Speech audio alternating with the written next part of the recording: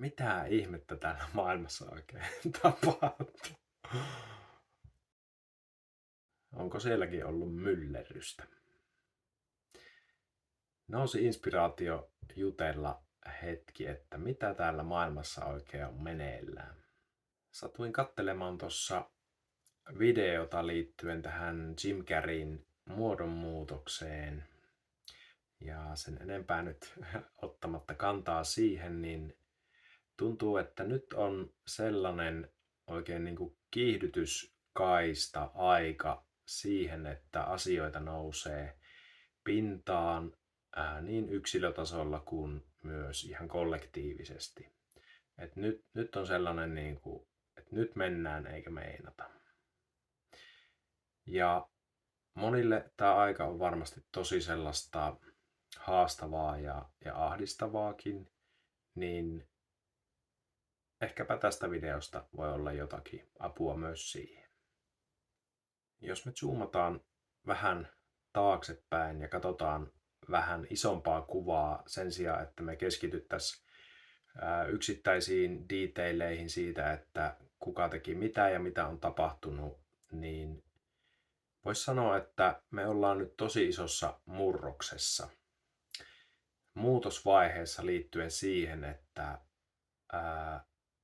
tämä maailma ja ennen kaikkea se maailman kuva, jota me ihmiset kannetaan sisällämme ja jonka mukaan me toimitaan, niin se tulee muuttumaan aika isostikin, jos se ei nyt jo ole muuttunut.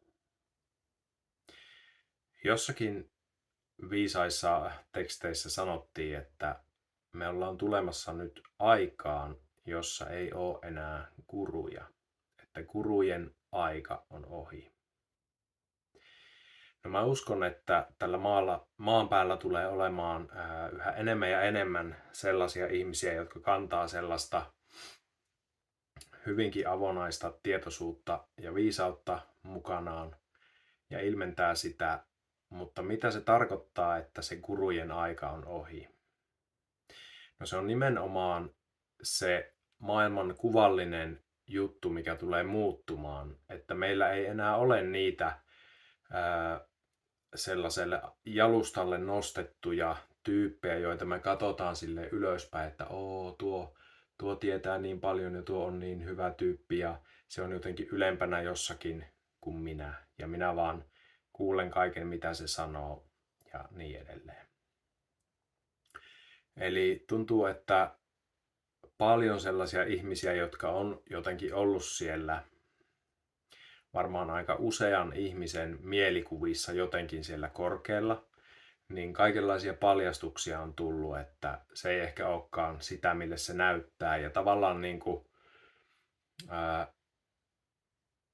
ne perustukset, joilla se koko maailman kuva, koko se meidän sisäinen rakenne seisoo, että joku on jossakin ylempänä kuin minä, kuin sinä, niin ne tavallaan heiluu ja niitä puretaan. Ja se on se muutos, mitä me ollaan nyt menossa läpi. Ja sen takia niin paljon on kaikkea paljastuksia ja pilliin puhaltajia ja kaikkea sitä.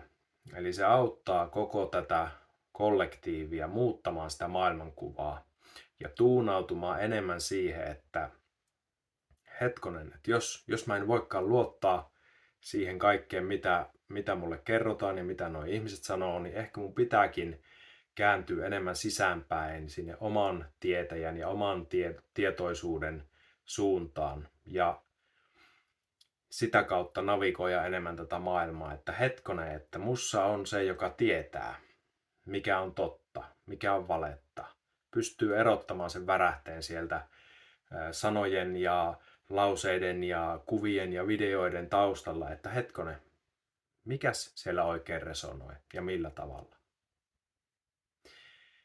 Että semmonen niinku bullshitin aikakausi alkaa olla lopuillaan ja nyt me eletään niitä vaiheita, että paljon asioita nousee pintaan, koska niin paljon sitä rakennetta on ollut varmasti meissä jokaisessa. Ainakin itse tunnistan, että kyllä niitä on vuosien varrella noussut monenlaisia uskomuksia tarkasteltavaksi. Ja se, että se gurujen aika on ohi, niin se ei tietenkään tarkoita sitä, etteikö meillä olisi opettajia jatkossakin. Toiset ihmiset on kokeneempia joissakin asioissa, toiset ihmiset tietää enemmän joistakin asioista, mutta se tavallaan se asetelma, että mitä se oppilas-opettaja-asetelma, millainen rakenne siihen tulee, niin se tulee niin kuin samalle tasolle.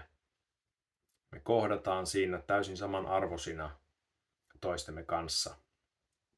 Ja ei ole sellaista niin kuin sitä rakennetta, jonka mukaan toiset olisi jossakin ylempänä ja toiset alempana. Se tulee purkautumaan. Ja ihana niin.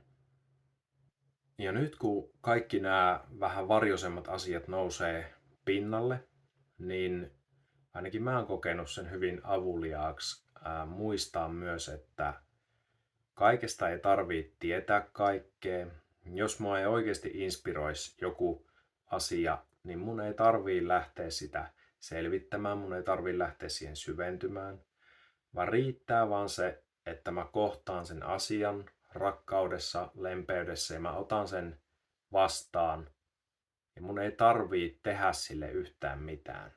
Mun ei tarvii reagoida siihen. Mä voin vaan olla sen kanssa ja sillä tavalla ankkuroida myös sitä tietoisuutta, rakkautta, rauhaa, iloa, kaikkea sitä, mikä auttaa tätä koko maapalloa ja koko kollektiivia tekemään sitä ehkä välillä aika haastavankin tuntusta transformaatiohommaa. Eli kun ne asiat nousee, niin ne nousee samalla tietoisuuden valoon ja se valo jo itsessään transformoi niitä asioita.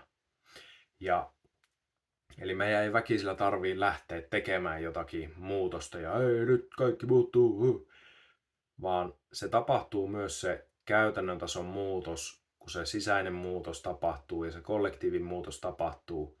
Ja se voi tapahtua sellaisesta inspiraatiosta ja rauhasta ja ilosta käsin sit myös se toiminta, mitä me lähdetään tekemään tai uutta rakentamaan tai mitä tahansa. Ja just se, mitä sä oot tänne tullut tekemään tai olemaan tekemättä, on ihan yhtä tärkeä osa tätä kokonaisuuden prosessia kuin mikä tahansa muunkin osa. Rauhaa ja rakkautta ja iloa ja kaikkea hyvää sinne sun iltaan tai päivään tai missä hetkessä nyt sitten katotkin tätä videoa. Nähdään taas seuraavalla videolla. Se on moi.